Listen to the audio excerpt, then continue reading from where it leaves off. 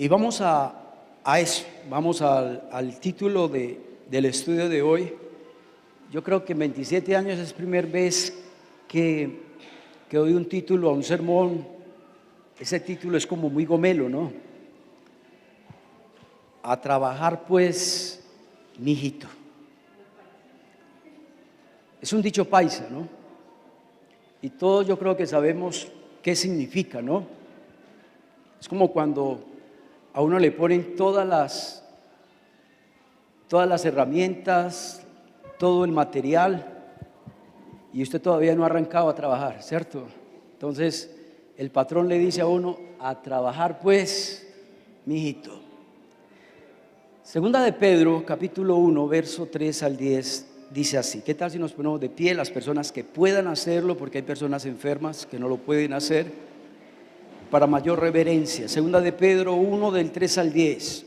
Como todas las cosas que pertenecen a la vida y a la piedad nos han sido dadas por su divino poder, mediante el conocimiento de aquel que nos llamó por su gloria y excelencia, por medio de las cuales nos ha dado preciosas y grandísimas promesas, para que por ellas llegaseis a ser participantes de la naturaleza divina, habiendo huido de la corrupción que hay en el mundo a causa de la concupiscencia, vosotros también, poniendo toda diligencia, por esto mismo añadid a vuestra fe virtud, a la virtud conocimiento, al conocimiento añadirle dominio propio, y al dominio propio añadirle paciencia, y a la paciencia añadirle piedad, y a la piedad añadirle afecto fraternal, y al afecto fraternal amor.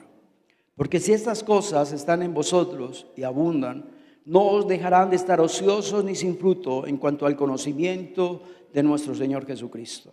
Pero el que no tiene estas cosas tiene la vista muy corta, es ciego, habiendo olvidado la purificación de sus antiguos pecados. Por lo cual, hermanos, tanto más procurad hacer firme vuestra vocación y elección, porque haciendo estas cosas no caeréis jamás. Pueden tomar asiento. El que escribió este pasaje fue el apóstol Pedro, inspirado por el Espíritu Santo. Y todos sabemos quién fue el apóstol Pedro. El apóstol Pedro fue un discípulo de Jesús, alguien que estuvo con Jesús 3 años y medio, prácticamente las 24 horas del día, un hombre que aprendió del gran maestro, de nuestro Señor Jesucristo. Y estos consejos que nos va a dar hoy el apóstol Pedro son cosas que él vivió, cosas que él experimentó, cosas que él escuchó de nuestro Señor Jesús. Quiero que yo me coloque la frase que coloqué acá. ¿Qué tal si la leemos y meditamos un poquito en esa frase? El arquitecto eterno. ¿Quién es el arquitecto eterno? Dios. Nos ha dado todos los materiales y también nos ha dado todas las herramientas necesarias a trabajar pues. Si Dios nos dio todos los materiales y todas las herramientas para trabajar, entonces hay que trabajar, ¿cierto? Los evangélicos nos hemos acostumbrado a orar de una manera que ojalá que cambiemos esa forma de orar, porque esa oración, primero, no va a llegar al trono de la gracia, y segundo, esa oración no se va a dar. Dios no va a responder nunca a una oración así. Por eso dice Santiago que oramos, pedimos y no recibimos, porque pedimos ¿qué? Porque pedimos mal. Muchos de nosotros oramos de esta manera: Señor, dame paciencia para soportar a mi esposo. ¿Será que esa oración es válida? ¿Será que esa oración llega a la presencia de Dios? El Señor dijo: mira, yo ya te di las herramientas, ya te di los materiales. Al que le toca añadir paciencia a tu vida, eres tú, no yo. ¿La entendimos o no? Oramos también: Señor, dame dominio propio para vencer el pecado. Oramos de esa manera. El Señor dijo, no, es que yo ya te di dominio propio. Lo que te hace falta es ¿qué? Trabajar. A trabajar pues. También le pedimos a Dios, Dios, auméntame la fe. Y muchos dicen, pastor, pero eso sí debemos de orar de esa manera. Los apóstoles le pidieron a Dios que nos aumentara la fe. Pero recuerde que Jesús no dijo, ni mu. Jesucristo no dijo, listo, tranquilos, frescos, yo les voy a dar fe. Antes por allá hay un texto del Señor Jesucristo que dice que la fe viene por el oír la palabra de Dios. La fe es una herramienta que Dios nos ha dado, es un material que Dios nos ha dado, pero muchos de nosotros ¿qué? No la usamos, no usamos esa herramienta. Dame amor.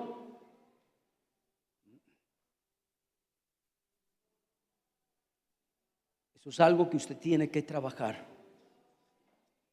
para amar a tu esposo, a tus hijos y a los hermanos de la iglesia. Muchos de nosotros le decimos, Dios, dame esto, dame aquello. Y somos tan conchudos que si Dios no nos da eso que le estamos pidiendo, entonces culpamos a Dios por nuestro poco crecimiento, o culpamos a Dios por nuestros errores y por nuestras propias faltas. Hay hermanos que le dejan todo el trabajo a Dios. Dame trabajo. Pero no haces ni una hoja de vida, ni vas y repartes hojas de vida. ¿Cómo te van a dar trabajo así?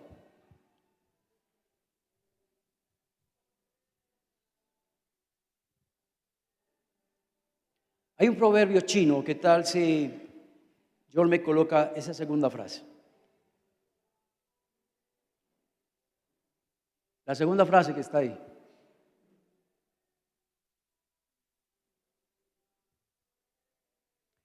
Mira, nosotros somos así, bien. Por culpa de un clavo se cayó la herradura. Por culpa de la herradura se perdió un caballo. Y por culpa de un caballo no llegó el mensaje. Y por culpa del mensaje que no llegó, se perdió la guerra. Meditemos en eso. ¿Será verdad eso? Siempre le echamos la culpa a los demás. Nosotros somos como Pilatos, nos lavamos las manos de nuestros propios errores, nos las lavamos con otra persona. ¿O no?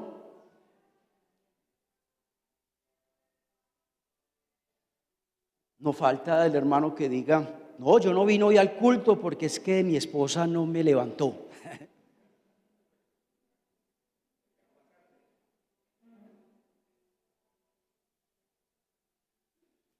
Imagínense que hay hermanos tan conchudos que dicen, se pegan del Padre Nuestro, ¿no? Padre Nuestro dice, no nos dejes caer, ¿qué? Y hay hermanos que dicen, Señor, yo caí en este pecado porque usted no me dejó caer en el pecado.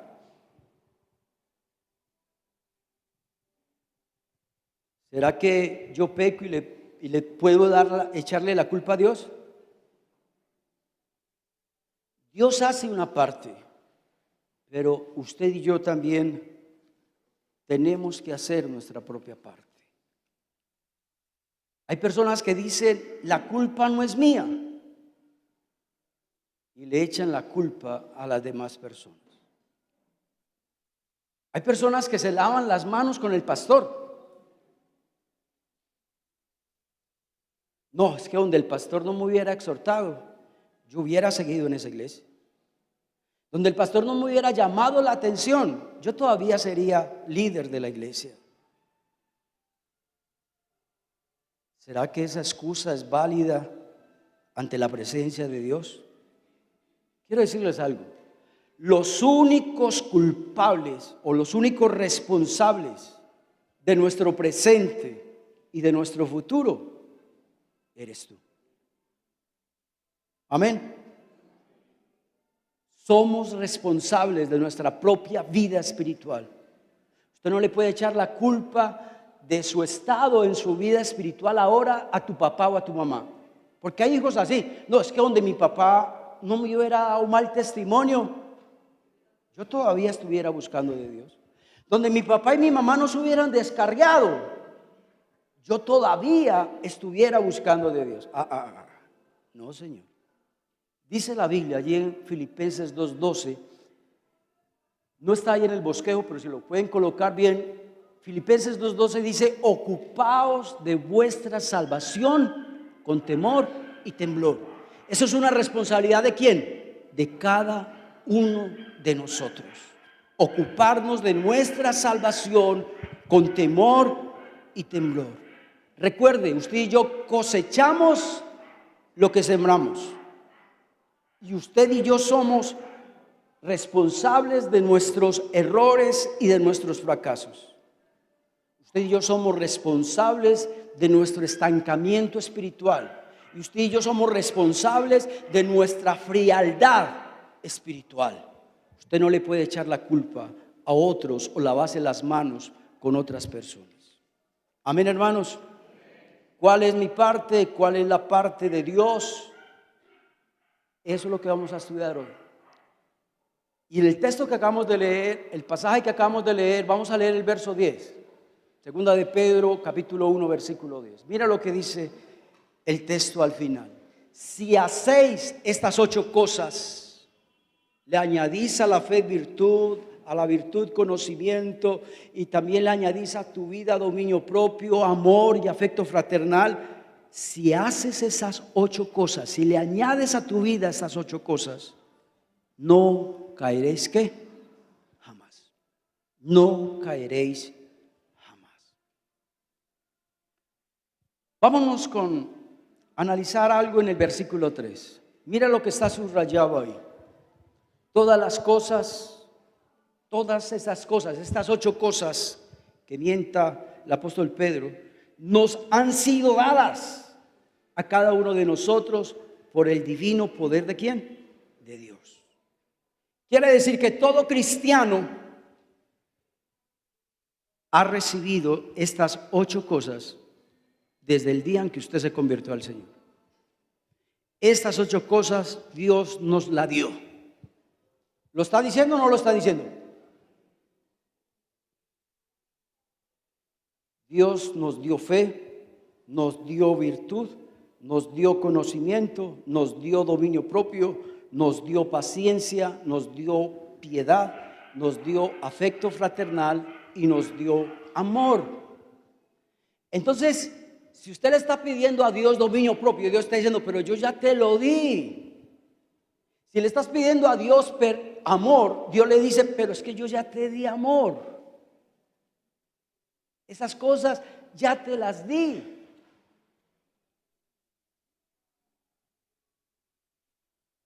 Quiero que resaltemos algo en el versículo 5.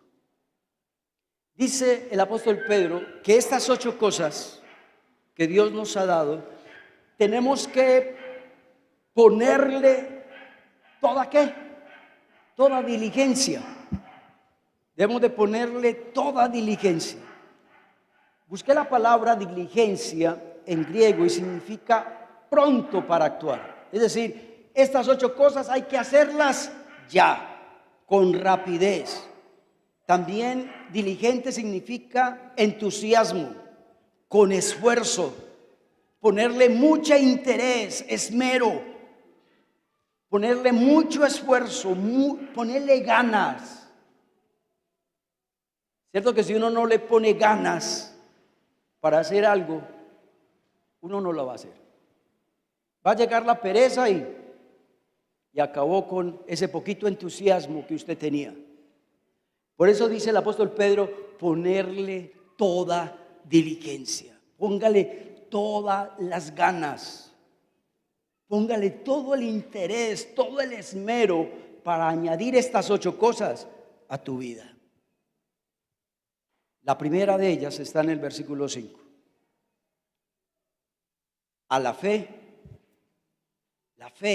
es algo que usted y yo, ya Dios nos lo dio.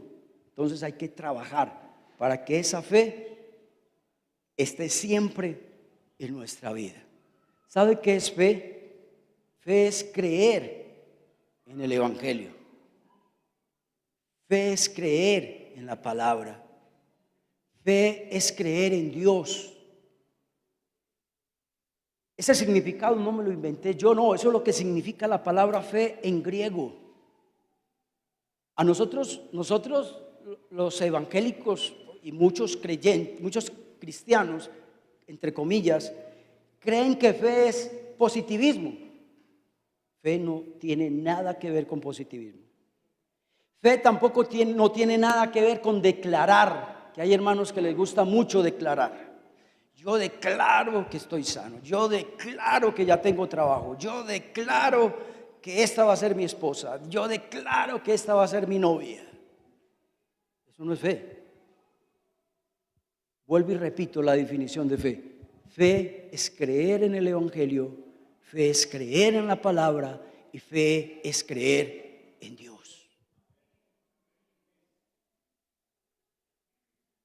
Pero ¿cómo vamos a creer en la Biblia si no la leemos, si no la estudiamos, si no nos congregamos? Eso depende de nosotros si queremos crecer en fe, ¿sí o no?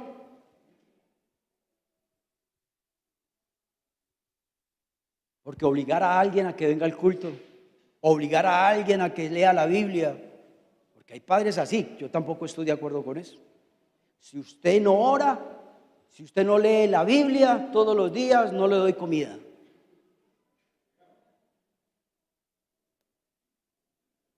O le pego. No, la fe no entra así. Dice que a la fe hay que añadirle ¿qué? Virtud. Vámonos con la segunda de Pedro 1:5. A la fe hay que añadirle virtud. Me gusta la palabra añadir. Eso es algo que usted y yo tenemos que hacer, no Dios. Pero nosotros nos lavamos las manos con Dios. Señor, añada a mi fe virtud. La Biblia no está diciendo eso. Nos está diciendo eso a cada uno de nosotros, que usted y yo a la fe hay que añadirle ¿qué? Usted y yo somos los que tenemos que añadirle a la fe virtud. ¿Sabe qué es virtud? Virtud significa excelencia. Busque la palabra en griego y la palabra virtud significa excelencia. Es decir, hacer las cosas con excelencia. Hay cristianos que hacen las cosas pero de una forma mediocre. ¿Cómo Dios te va a bendecir? Primero, no tienes fe. ¿Cómo Dios te va a bendecir si no haces las cosas con excelencia? Somos mediocres en nuestra relación con Dios, ¿o no? Somos mediocres en nuestra relación con Dios. Somos mediocres en congregarnos. Venimos cuando nos da la gana. Y si venimos, venimos tarde. Ya pues, ¿eso es excelencia? Eso no es excelencia. Somos mediocres para leer la Biblia. Comienza un año y no ves entusiasmo de hacer la devocional, de leer 2 capítulos diarios, pero ya por ahí en febrero o en marzo se nos va acabando la cuerda. ¿Eso es excelencia? Eso no es excelencia. Somos mediocres para orar. Aún hasta somos mediocres en nuestro trabajo. Aún hasta somos mediocres con nuestra familia. Y hasta somos mediocres en nuestro ministerio. A la fe hay que añadirle ¿qué? Excelencia. Pero Dios, ¿cómo va a premiar la mediocridad? ¿Cómo Dios va a bendecir la mediocridad. Cuando eres irresponsable, cuando en tu trabajo eres un perezoso, cuando en el trabajo tú eres un respondón, que el patrón no te puede decir nada porque ahí mismo usted también la tiene lista, la palabra para decirla. ¿Cómo no te van a echar si eres soberbio? ¿Cómo Dios te va a bendecir en el trabajo, en tu hogar, si tú eres una esposa mediocre, o si eres una mamá mediocre, o si eres un esposo mediocre? A la fe hay que añadirle ¿qué? Excelencia. Y también dice el texto, verso 5, que a la virtud, a la excelencia, hay que añadirle ¿qué? Conocimiento. Ese conocimiento que habla ahí, ese texto de conocimiento, ahí es la palabra conocimiento, es la palabra gnosis, no sé si la han escuchado, gnosis. De ahí viene la palabra gnóstico. Pero ese conocimiento tiene que ver con el conocimiento de Dios, con el conocimiento de la palabra.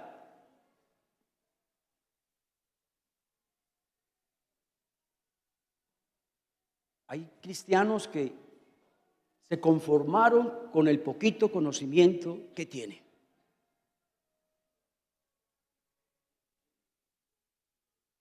Pero todos los días tenemos que añadirle a nuestra fe conocimiento.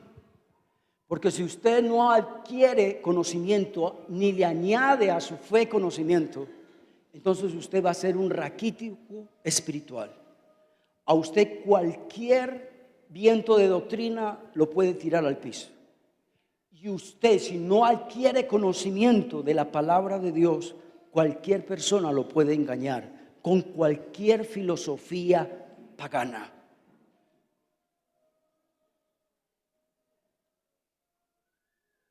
¿Cómo Dios va a bendecir a alguien que es perezoso para aprender? Me gustó mucho que algunos líderes van a comenzar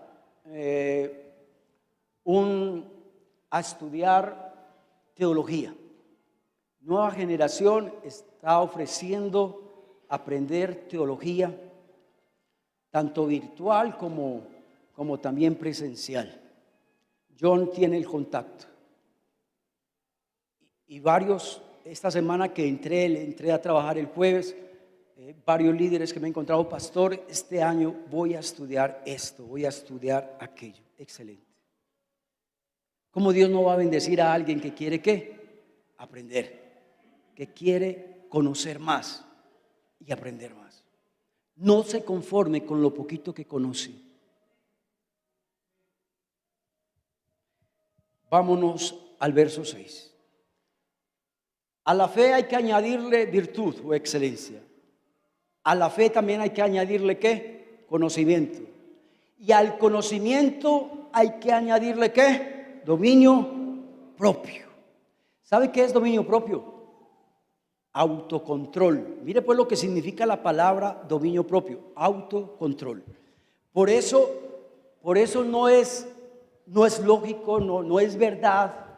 Estamos cometiendo un error cuando usted le dice al Señor, Señor, dame dominio propio. Es decir, es que si el dominio propio es autocontrol, usted mismo, ¿qué? Controlándose. Usted es el que se tiene que autocontrolar.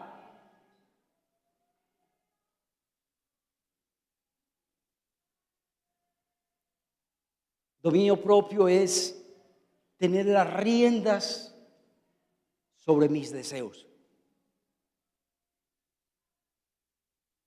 Ayer tuve una reunión con los pastores, con un grupo de pastores, y me gustó algo que dijo un pastor que estaba al frente. Me dijo, yo quisiera algún día oír una predicación sobre la gula.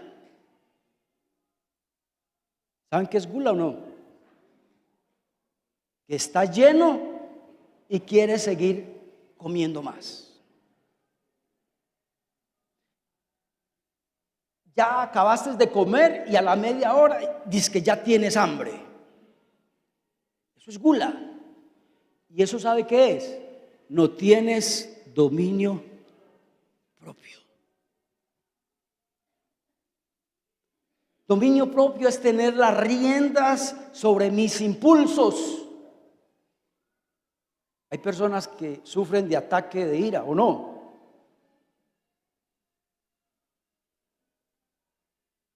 Hay creyentes que cualquier chispita los enciende. Cualquier situación los alborota y se salen de las casillas. A la fe hay que añadirle ¿qué? Dominio propio. Usted sabe que usted es el que decide qué hablar. Usted es el que decide qué tomar. Usted es el que decide qué come. Usted es el que decide qué escribo en las redes sociales. Los hermanitos que les encantan las redes sociales y colocan bobadas en las redes sociales. Cosas que un cristiano no debe colocar y las colocan. ¿Eso es falta de qué? De dominio propio. Cuando tengo un mensaje, uy, qué lindo este mensaje, como para que aquel que siempre me ve el Facebook reciba esa palabra. Pero es como una puya, es como un mensaje así como para que chupe, para que aprenda. No haga eso. Las redes sociales no es para eso. Usted debe tener dominio propio, aún para lo que escribe. Debe tener dominio propio para lo que hace. ¿Ustedes creen que el dominio propio es muy importante para alcanzar metas o no? Vea cuántos estudiantes de la universidad se han salido porque en un momento de rabia, en un momento que lo cogió la pereza, porque algo no le salió, porque perdió un examen, un parcial, ya, renuncio y no sigo. Eso es falta de dominio propio. Hay personas también que no tienen dominio propio en cuanto a su trabajo. Hay hermanos que cambian de trabajo como cambiar de ropa. No, señor. Es que en este trabajo me están dando muy duro. Es que en este trabajo tengo que trabajar muy duro. Es que en este trabajo no me soporto al patrón, no me soporto a los compañeros. Pues dígame qué trabajo vas a tener así. Perfecto, no lo vas a tener en ninguna parte. Entonces hay que tener dominio propio aún en nuestro trabajo. Aún hasta para comenzar un negocio, ¿o no? Hay personas que comienzan un negocio y creen que a los 5 o 6 meses ya el negocio tiene que estar full y debe estar funcionando bien. Y si no funciona bien, entonces me desanimo y cierro ese negocio.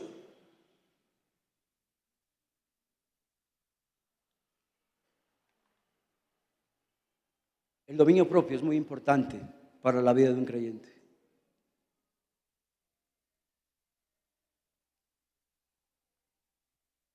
¿Cómo vamos a triunfar en el trabajo? ¿Cómo Dios nos va a bendecir en el trabajo cuando en el primer regaño me voy? ¿Cierto que así hay cristianos o no? Que en el primer regaño del patrón te vas.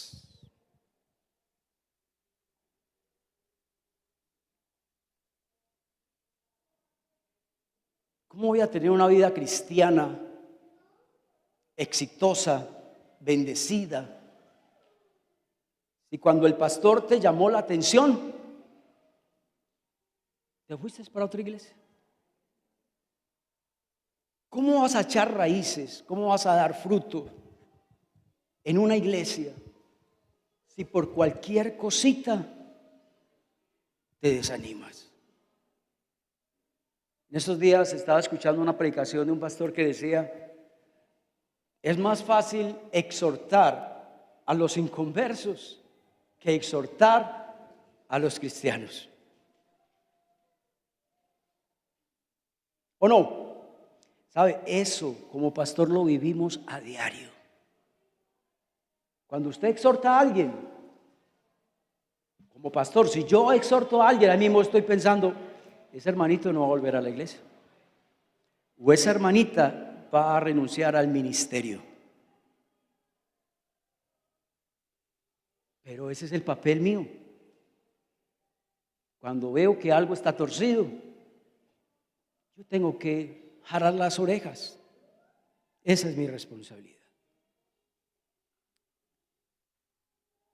El verso 6 también dice que a la fe hay que añadirle virtud, a la virtud conocimiento, pero también al conocimiento hay que añadirle dominio propio, y al dominio propio hay que añadirle ¿qué?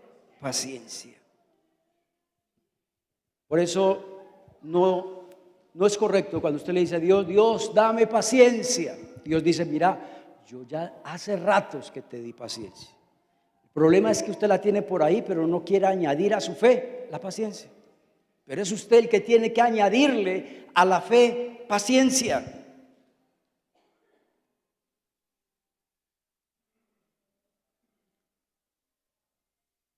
¿Qué es paciencia?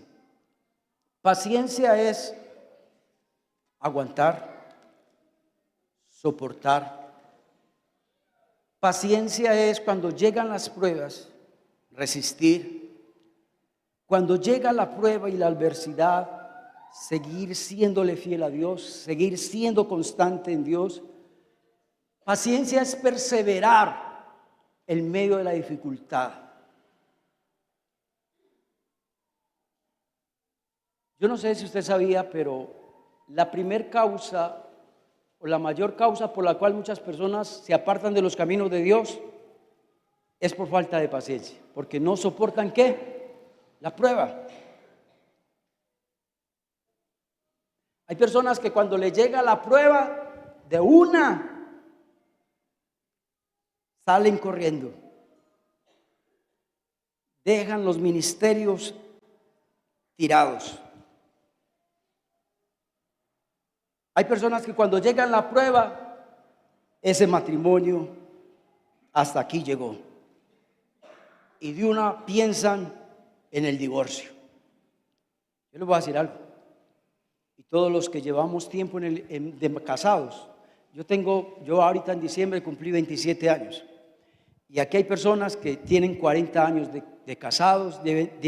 Mi papá tiene más de 70 años o 60 y pico años de casado. Y la pregunta es, ¿por qué ellos sí pueden?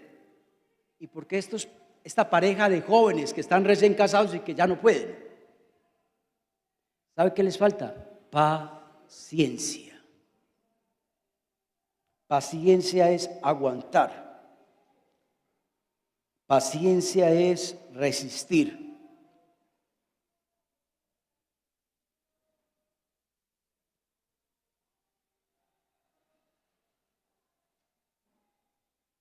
Eso es algo que usted tiene que añadirle a la fe. Paciencia. La otra palabra está en el verso 6. A la fe hay que añadirle virtud, a la virtud conocimiento, al conocimiento dominio propio, y al conocimiento propio, al dominio propio hay que añadirle paciencia, y a la paciencia hay que añadirle ¿qué? Piedad. Piedad en griego significa una vida de obediencia a Dios. Cuando usted dice, uy, esa persona es piadosa, quiere decir que esa persona obedece a Dios, es temerosa de Dios, es sumisa a la voluntad de Dios. Eso es lo que significa piedad. Es hacer la voluntad de Dios. Piedad es tener a Dios como en el primer lugar en mi vida. Dios no hace eso por usted. Dios darle temor a Dios. Dios hacer de que usted obedezca a las buenas o a las malas. Dios tampoco obliga a nadie a estar sumiso a la voluntad de Dios. Dios no hace eso. ¿No quieres estar? ¿No eres temeroso de Dios? Dios dice, listo, si usted está libre albedrío. Usted no quiere obedecer. Listo, eso es problema suyo. Por eso a la fe hay que añadirle virtud, hay que añadirle obediencia, sujeción a la voluntad de Dios. Por eso es algo que usted y yo debemos de hacer. Un papá no puede añadirle virtud a sus hijos. Un pastor tampoco puede producir en ustedes piedad, obediencia, no. ¿Se acuerdan de la reflexión de hoy? Me pagan para yo enseñarle, pero este no se quiere dejar enseñar. El maestro, ¿qué hizo? Listo, mijo, eso es problema suyo.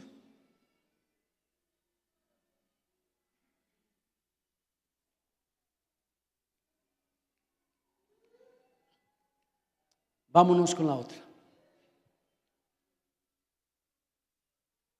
A la virtud hay que añadirle ¿qué? Afecto fraternal. Afecto fraternal en griego significa amor. Amor hacia la familia, amor hacia nuestros conocidos, amor cuando usted, aún hasta usted, es un amor al perro, prácticamente así. Cuando usted ama al perro, cuando usted siente afecto al perro, usted tiene afecto fraternal. Cuando usted tiene un amigo, usted tiene afecto ¿qué? Fraternal. Cuando usted tiene afecto a un familiar, a familia extendida, es decir, a abuelos, tíos, eso es un afecto fraternal. Cuando usted tiene un amigo, usted tiene afecto fraternal. Pero recuerde que hay varios afectos fraternales, tanto para bien como para mal. ¿Cómo así? Claro. Supongamos que usted tiene afecto fraternal a un compañero suyo que es un vicioso y que siempre te insta a hacer lo malo. Y usted siente afecto fraternal para con ese amigo. Pero eso lo que Dios nos está diciendo acá es, estamos en la otra ya. Piedad ya la pasamos hace ratos. Eso, afecto fraternal.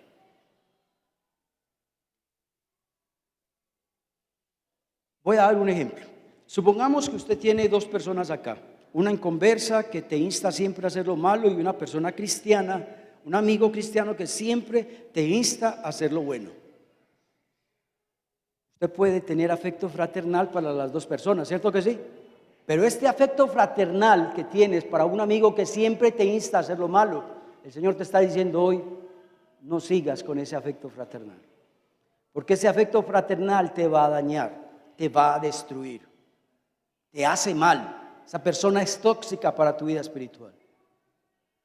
Pero si tienes afecto fraternal para este amigo cristiano, este amigo que te anima, te da fuerzas para seguir adelante en los caminos de Dios, a esa persona hay que cultivar ese afecto fraternal. Amén. Porque no falta el que me diga aquí, pastor, usted habló de afecto fraternal. Y yo tengo gran afecto fraternal a todos los viciosos de este barrio. Y ando con ellos para arriba y para abajo. Entonces estoy aplicando la palabra de Dios. Estoy obedeciendo a la palabra. No haga eso. Afecto fraternal es aquellas personas que nos van a ayudar a seguir en la vida, a triunfar, a buscar de Dios. Por último, añadirle al afecto fraternal ¿qué? Amor. Y lo dejé de último, bueno, yo creo que Pedro lo dejó de último porque es que para mí es una de las mejores que hay. Ahí la palabra amor, usted sabe que en griego hay diferentes clases de amor, ¿cierto que sí? Hay 5 clases de amor. Amor filial, afecto fraternal, amoreros. Pero este amor en griego es amor ágape. Ese amor es muy distinto a los demás clases de amor. Amor ágape es el amor que tiene Dios para con nosotros. El amor ágape es algo que tiene casi la mayoría de padres de familia. No digo que todos, porque hay papás que si un hijo le hizo algo, hasta aquí dejé de hablarle a mi hijo. Entonces usted de amor ágape no tiene nada. Pero casi la mayoría de padres tenemos amor ágape para con los hijos. Amor ágape es un amor que incondicional. Un amor, yo amo a mi hijo, así yo no reciba amor de parte de él. El amor ágape es amor abnegado, un amor que se sacrifica por el otro, que renuncia a sus deseos, renuncia a sus intereses para que el otro esté bien. Eso es amor ágape. ¿Y qué padre de familia no hace eso?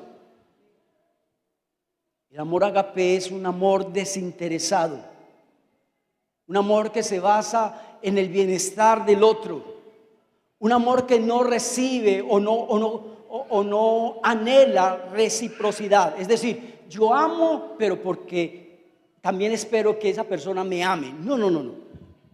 El amor de Dios para con nosotros es así: un amor incondicional, un amor abnegado, un amor desinteresado. El amor de un padre a su hijo, lo mismo. Lástima que yo no pueda decir que el amor ágape es el amor que tiene el esposo a la esposa o de la esposa al esposo. ¿Usted sabía eso? Que el amor que nosotros le tenemos a nuestro esposo y a nuestra esposa, lastimosamente no es amor ágape. El amor que nosotros le tenemos a la esposa no es un amor incondicional. Si su esposa le fue infiel con otro hombre, la mayoría de personas, ¿qué hacen? Hasta aquí llegué. Mire que no es un amor incondicional. El amor eros sí, pero no amor ágape. O algunos sí tienen amor ágape, pero no digo que la mayoría, pero sí algunos. Conozco esposos muy abnegados, esposos que le hacen y él está ahí, aunque eso me parece a mí como más que todo un tonto, un bobo. ¿Usted se imagina no tener una esposa que cada 8 días le es infiel con el uno y con el otro y el bobo está ahí? Pero no falta el que tenga por ahí alguien que tenga ese amor ágape para con su esposo, que su esposo le hace y le da bien duro, y usted es que todavía lo sigue amando.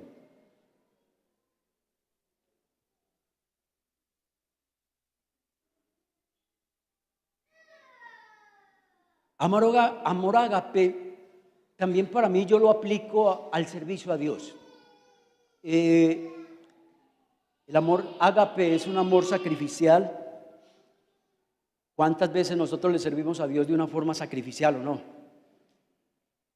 Con un dolor, con una enfermedad bien tremenda, y uno servir a Dios.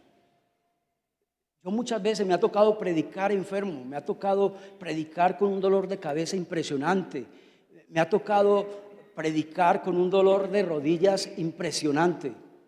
Es un amor ágape. Un amor que se sacrifica por los otros. Un amor sin recibir nada a cambio. Usted sabía de que casi la mayoría de líderes acá en la iglesia trabajan en la obra de Dios sin recibir ¿qué? Nada a cambio. Prácticamente, el pastor sí tiene un salario, pero la mayoría de líderes trabajan gratis. Y trabajan y reciben de los jóvenes o de lo que usted le está sirviendo, recibe maltratos, insultos, gritos. Esa es la paga de nosotros, los que servimos a Dios. Eso es un amor ¿qué? Ágape.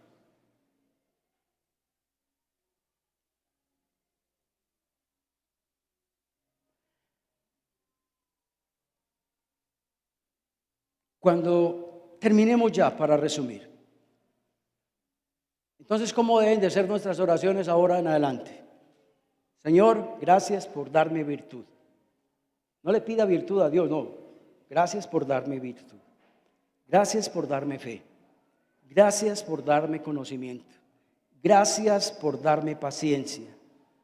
Gracias por darme piedad. Gracias por ese afecto fraternal, esa herramienta que usted me ha dado. Y otra cosa, como usted y yo debemos de orar de ahora en adelante, es pídale perdón a Dios. Dios, te pido perdón, porque tú me has dado todas estas herramientas y no las he usado. Te pido perdón, Señor, porque no he sido diligente en añadir estas 8 cosas a mi vida. Cuando usted le ora a Dios así de esa manera, pidiendo perdón, reconociendo sus errores, sus faltas, Dios se goza, se deleita con esas oraciones. Entonces Dios nos ha dado todas estas cosas. Lo que nos hace falta, ¿qué es? Esfuerzo. Amén. Vamos a orar. Dios, gracias por tu palabra. Gracias por inspirar al apóstol Pedro en escribir este pasaje. Tal vez Pedro lo escuchó de un sermón de nuestro Señor Jesucristo. Y todos sabemos, Dios, que los que escribieron la Biblia fueron hombres inspirados por Dios. Y recibimos esta palabra y queremos, Señor, que estas cosas abunden en nosotros. Porque si estas cosas abundan en nosotros, como lo dijo el apóstol Pedro, no caeremos jamás. Gracias, porque hoy hemos aprendido que tú haces tu parte, tú das las herramientas, tú das los materiales, pero también hemos aprendido que somos nosotros los que tenemos que añadirle a nuestra vida estas 8 cosas. Y si hacemos eso, Dios, no caeremos jamás. Y seremos cristianos fructíferos. Llévanos en paz y en bendición a nuestros hogares. Y ayúdanos, Dios, durante toda esta semana, Padre, que podamos poner en práctica esta palabra. En el nombre de Jesús, amén y amén. Dios los bendiga, hermanos. Que estén bien.